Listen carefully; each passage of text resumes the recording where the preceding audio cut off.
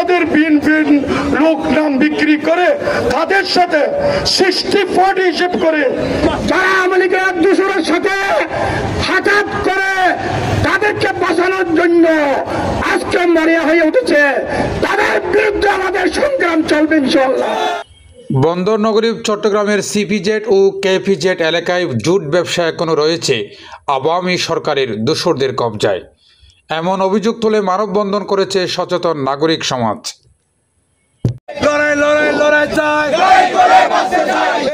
শনিবার 5 অক্টোবর সকালে সিপিজেড ব্যবসা ভবনের সম্মুখ চত্বরে এই মানববন্ধন অনুষ্ঠিত হয়।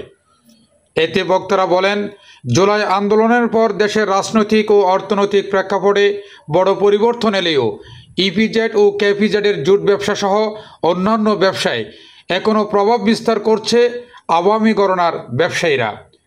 তাদের অনেকেই বর্তমান বিএনপি নেতাদের সঙ্গে সমঝোতায় থেকে 60 থেকে 40 ভাগ হারে ব্যবসা পরিচালনা করছে বলে অভিযোগ ওঠে। এই বাংলাদেশে কোনো বৈষম্য থাকবে না, এই বাংলাদেশে কোনো হানাহানি থাকবে না, মারামারি থাকবে না। একক ছত্রে যারা দখল করেছিল সেই একক ছত্রটা ভেঙে দিয়ে আমরা একটা বহুজাতিক ছত্র গঠন করব। সকলের রুটি রুজির ব্যবস্থা করব, সকলের প্রত্যেকটা অধিকার আদায় করার জন্য আমি আজকের এই মানববন্ধন কর্মসূচির পর আমি আশা করব যারা দুঃসাহস নিয়ে এখনো বিচরণ করছেন, আমরা গণতন্ত্রে বিশ্বাস করি, আমরা কারো ক্ষতি করতে চাই না। লাফালাফি বিজেডির কর্মকর্তাদেরকে ম্যানেজ করে, প্রশাসন ভাইদেরকে ম্যানেজ করে সেই আওয়ামী লীগের দোষরা এখনো এই বিজেড ব্যবসা দখল করে এখনো তাদের ব্যবসা বাণিজ্য চালিয়ে যাচ্ছে। সংগ্রামের ভাইরা, তারা কোটি কোটি টাকার বাণিজ্য এখনো চালিয়ে যাচ্ছে। শুধু আওয়ামী লীগের দূষণ নয়, যারা আওয়ামী লীগের দূষণের সাথে হাতাত করে তাদেরকে বাঁচানোর জন্য আজকে মরিয়া হয়ে উঠেছে, তাদের বিরুদ্ধে আমাদের সংগ্রাম চলবে ইনশাআল্লাহ। আমাদের মানববন্ধন একটি গোষ্ঠীর বিপক্ষে, সেই গোষ্ঠী হলো দীর্ঘ 15 বছর যারা চোরা চালান খান বাড়ি করে এই ইপিজেডকে ধ্বংস করতে চেয়েছে, কেপিজেডকে ধ্বংস করতে চাই। মানুষের সাথে আঘাত করে আমাদের এই মানববন্ধন হচ্ছে সেই সব চোরা চালান এবং আওয়ামী দূষকদের বিরুদ্ধে।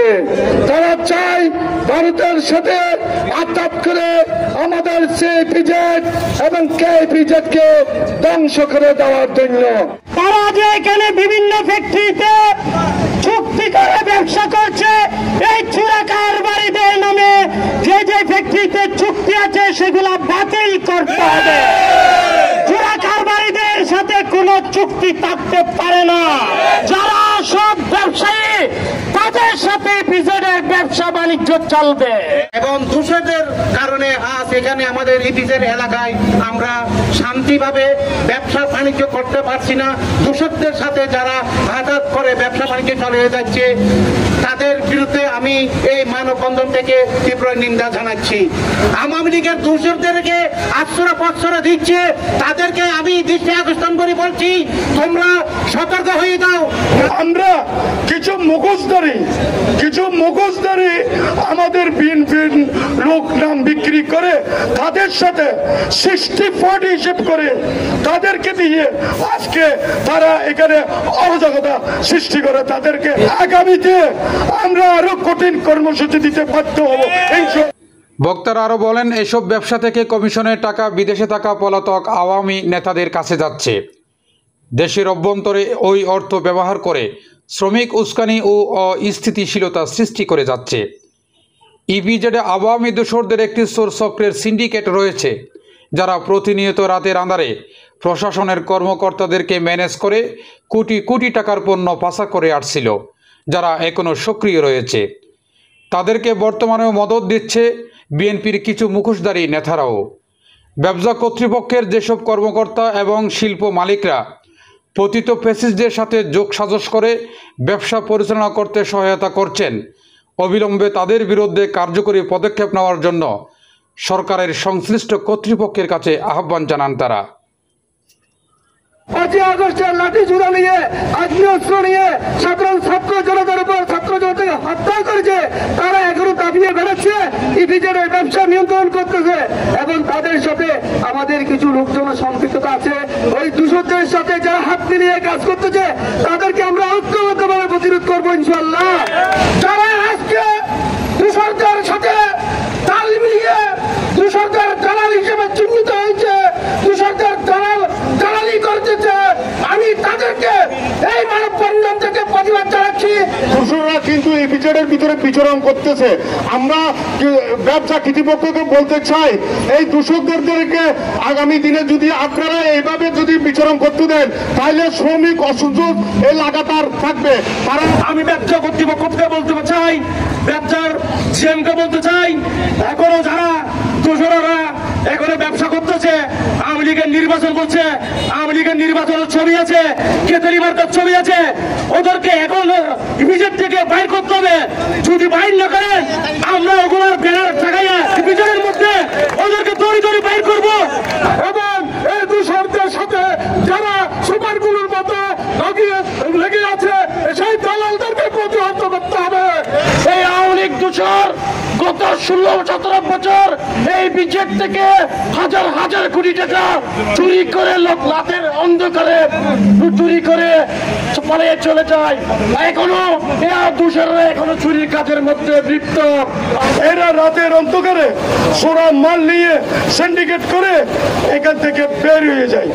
প্রশাসনের প্রতি দৃষ্টি আকর্ষণ করে বলতে চাই, এখনো কি করে আওয়ামী লীগের দূষণরা ইপিজেডের ভিতরে পণ্য প্রচার করতে পারে। মানববন্ধনে সভাপতিত্ব করেন নগর বিএনপির সদস্য ও বন্দর থানা বিএনপির সাবেক সভাপতি হানিফ সওদাগর। 38 নম্বর ওয়ার্ড বিএনপির সাবেক সভাপতি মোহাম্মদ আজম উদ্দিনের সঞ্চালনায় প্রধান অতিথির বক্তব্য রাখেন মহানগর বিএনপির যুগ্ম আহ্বায়ক এম এ আজিজ এবং প্রধান বক্তা ছিলেন নগর বিএনপির সাবেক সাংগঠনিক সম্পাদক মোহাম্মদ সেলিম। মানববন্ধনে একত্রতা পোষণ করে উপস্থিত ছিলেন মোহাম্মদ সালাউদ্দিন, মাহবুবুল আলম বাচ্চু, হাজী মোহাম্মদ হোসেন, মোহাম্মদ তাজউদ্দিন, মোহাম্মদ আবু বক্কর বাবুল, মোহাম্মদ মহিউদ্দিন, মোহাম্মদ কামরুজ্জামান, আলী আজম, শাহনেওয়াজ, হারুন মেম্বার, আলী হাসান, আনোয়ার হোসেন জুনু, মোহাম্মদ জুবাইর, জাভেদ কায়সার, মোহাম্মদ ইলিয়াস, মোহাম্মদ সালাউদ্দিন, আব্দুল নূর মিন্টু, মাহবুব আলম, রিয়াসউদ্দিন রাজু, সাইদুর রহমান, নিজামউদ্দিন ও রহিম বাদশাহ সহ বিভিন্ন শ্রেণী পেশার মানুষ উপস্থিত ছিলেন। Mohammad Mohiuddin, city news TV 24, Chittagong.